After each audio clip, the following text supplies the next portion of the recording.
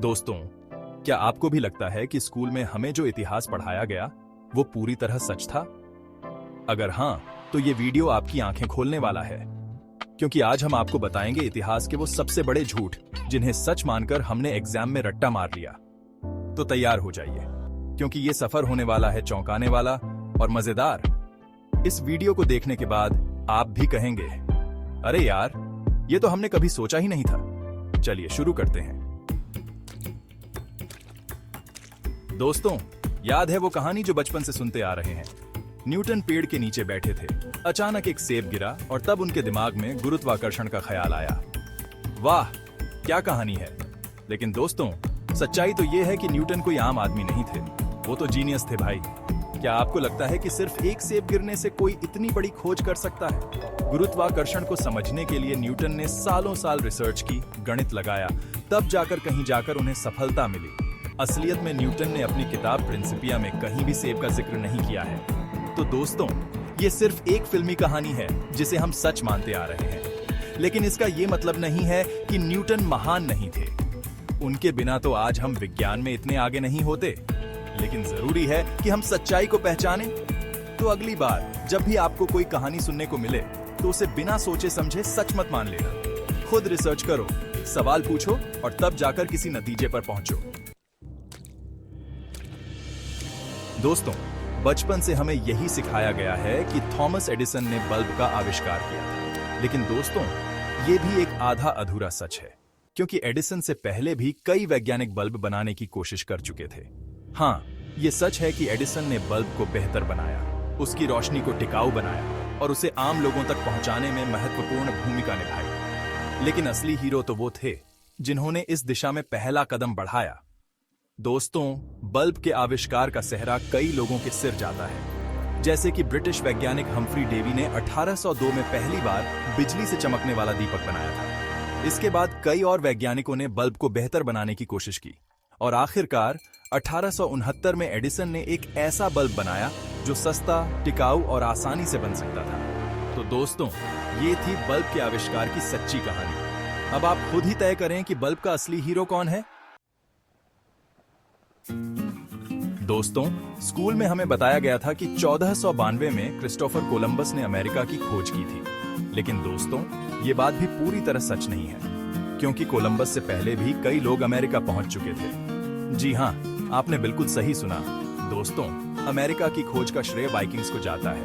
Vikings Scandinavia के निवासी थे और वो बहुत बहादुर नाविक थे। ऐसा माना जाता है कि वाइकिंग्स ने 10वीं शताब्दी में ही अमेरिका के पूर्वी तट पर कदम रख दिया था। और तो और, कोलंबस खुद भी वाइकिंग्स के अमेरिका पहुंचने के बारे में जानता था। उसने अपनी यात्रा से पहले वाइकिंग्स के बनाए नक्शे और दस्तावेज भी पढ़े थे। लेकिन फिर भी इतिहास में कोलंबस को ही अमेरिका का खोजकर्ता बताया जाता है। क्यों? क्योंकि कोलंबस ने अपनी यात्रा के बाद स्पेन के राजा और रानी को बताया कि उसने एक नई दुनिया खोज ली है और उसने उनसे वहां कॉलोनी बसाने की इजाजत मांगी। स्पेन के राजा और रानी को कोलंबस की बात सच लगी और उन्होंने उसे अमेरिका में कॉलोनी बसाने की इजाजत दे दी। और इस तरह कोलंबस का नाम इतिहास में अमेरिका के खोजकर्ता के रूप में दर्ज हो गया। दोस्तों, मिस्र के पिरामिड दुनिया के सबसे प्रसिद्ध और रहस्यमय इमारतों में से एक हैं। इन पिरामिडों को देखकर हर कोई हैरान रह जाता है कि आखिर इन्हें बनाया कैसे गया होगा। कौन थे वो लोग जिन्होंने इतनी भव्य इमारतों का निर्माण किया? स्कूल में हमें बताया गया था कि पिरामिडों का निर्माण गुलामों से कराया गया था। लेकिन दोस्तों, ये बात पूरी तरह सच नहीं है। हाल ही में हुई खोजों से पता चला है कि पिरामिडों का निर्माण गुलामों ने नहीं, बल्कि कुशल कामगारों ने किया था। पुरातत्वविदों को पिरामिडों के आसपास से ऐसे सबूत मिले हैं जिनसे पता चलता है कि पिरामिडों का निर्माण करने वाले कामगार गुलाम नहीं थे। उन्हें अपने काम के पैसे मिलते थे, उनके रहने और खाने का इंतजाम किया जाता था और उन्हें चिकित्सा सुविधाएं भी दी जाती थी। तो फिर ये धारणा कैसे बनी कि पिरामिडों का निर्माण गुलामों ने किया था? इसकी एक वजह तो ये है कि प्राचीन मिस्र के बारे में हमें जो जानकारी मिलती है वो ज्यादातर यूनानी इतिहासकारों ने लिखी है।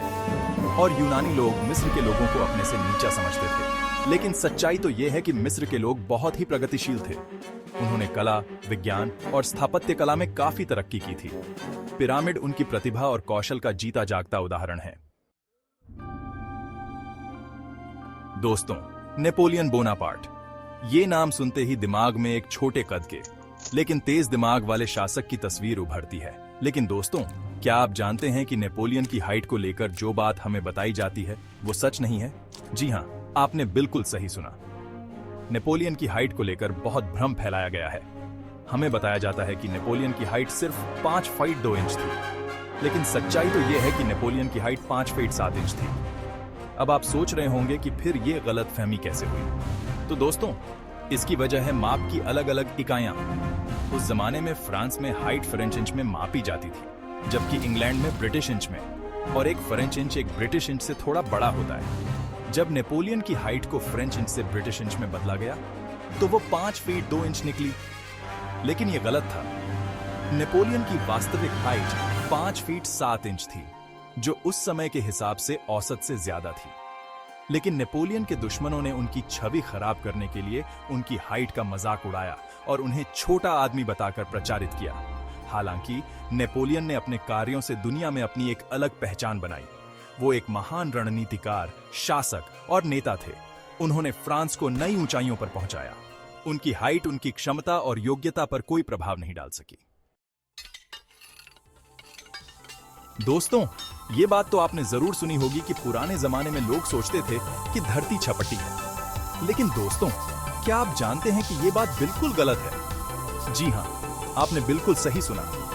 प्राचीन काल से ही लोग जानते थे कि धरती गोल है। यूनानी दार्शनिक पाइथागोरस ने 6ठी शताब्दी ईसा पूर्व में ही ये बात कह दी थी कि धरती गोल है। और तो और, उन्होंने ये भी बताया था कि धरती सूरज के चारों ओर घूमती है। तो फिर ये धारणा कैसे बनी कि पुराने जमाने में लोग धरती को छप्पटा मानते थे? इसकी एक वजह तो यह है कि मध्य युग में यूरोप में धार्मिक अंधविश्वास का बोलबाला था और चर्च का मानना था कि धरती ब्रह्मांड के केंद्र में है और बाकी सारे ग्रह और तारे इसके चारों ओर घूमते हैं। चर्च ने अपनी इस बात को सिद्ध करने के लिए बाइबल और अन्य धार्मिक ग्रंथों का सहारा लिया। उन्होंने लोगों को डराया, धमकाया कि अगर कोई चर्च की बात नहीं मानेगा तो उसे नर्क में जगह मिलेगी। लेकिन 15वीं शताब्दी में जब यूरोप में पुनर्जागरण का दौर आया तो लोगों ने फिर से विज्ञान और तर्क में रुचि लेनी शुरू कर दी।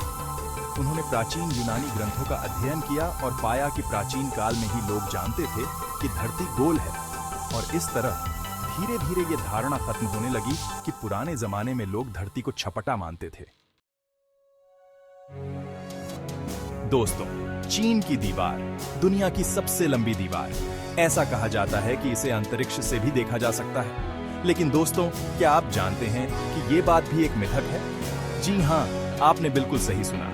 चीन की दीवार को अंतरिक्ष से नंगी आंखों से देखना नामुमकिन है। नासा के अनुसार चीन की दीवार इतनी चौड़ी नहीं है कि इसे अंतरिक्ष से देखा जा सके। हालांकि कुछ अंतरिक्ष यात्रियों ने दावा किया है कि उन्होंने चीन की दीवार को अंतरिक्ष से देखा है।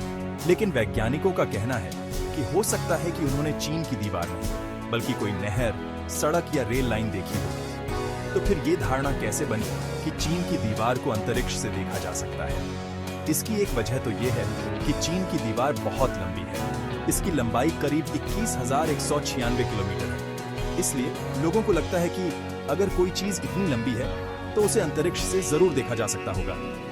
लेकिन सच्चाई तो ये है कि चीन की दीवार की चौड़ाई सिर्फ 5 से 10 मीटर है और इतनी चौड़ाई वाली चीज को अंतरिक्ष से देखना नामुमकिन है। तो दोस्तों, अब आप जान गए होंगे कि चीन की दीवार को अंतरिक्ष से देखना नामुमकिन है।